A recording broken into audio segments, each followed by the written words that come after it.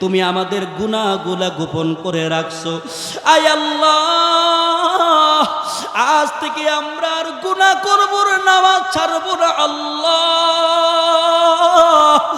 আজ থেকে আর কোনোদিন আলেমদের বিরুদ্ধে কথা বলবো না, মা বাবাকে কষ্ট দিব না।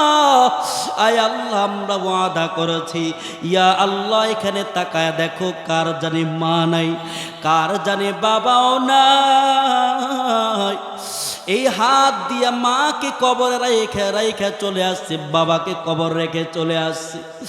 আয় আল্লাহ, কতদিন হয়ে গেছে একবার মাকে মা বলে ডাক দিতে পারি না, বাবাকে বাবা বলে ডাক দিতে পারি না। কার জানে মার কবরে দাও দাও করে আগুন জ্বলো গো মালিক,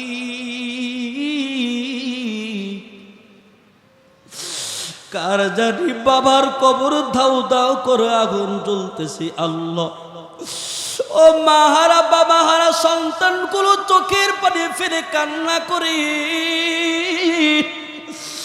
মা বাবা প্রতিদিন কবর থেকে ডাক দিয়ে বলে, রে সন্তান, আমরা বড় বিপদে আছি, আমাদের জন্য দোয়া করো, আমাদের জন্য মাঝে মধ্যে মসজিদ মাদ্রাসায় দান করো।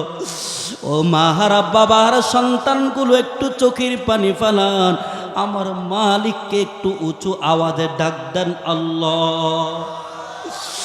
আরো জোরে সবাই চিৎকার করে। আমরা মিথ্যা কথা বলবো না, গীবত করব না। আল্লাহ, তুমি আমাদের সবাইকে কবুল করে নাও, কবুল করে নাও। সবাই বলেন আমিন।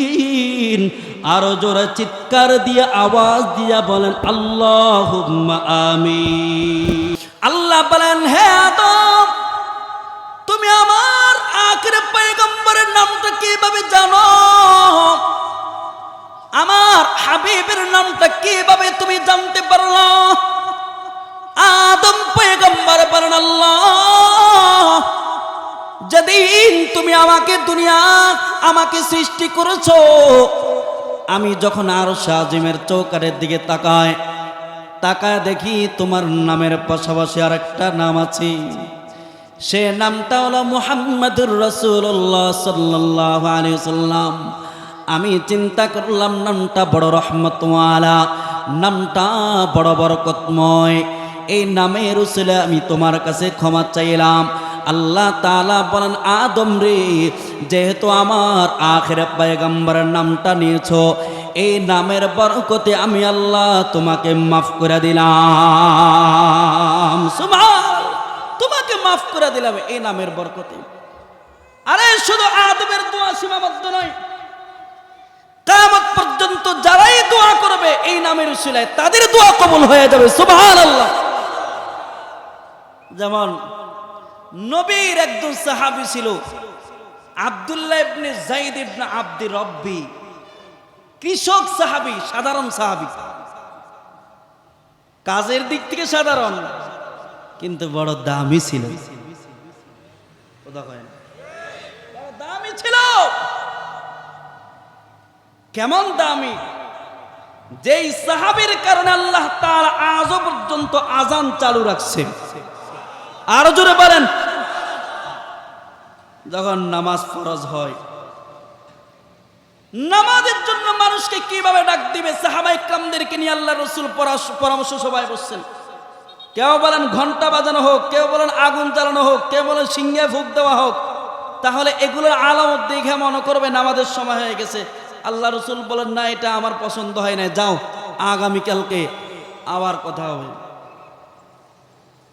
পরের দিন সকালবেলায় আব্দুল্লাহ ইবনে যায়েদ ইবনে আব্দি রব্বি ফজরের নামাজ পড়ে রাসূলের কাছে চলে আসছেন।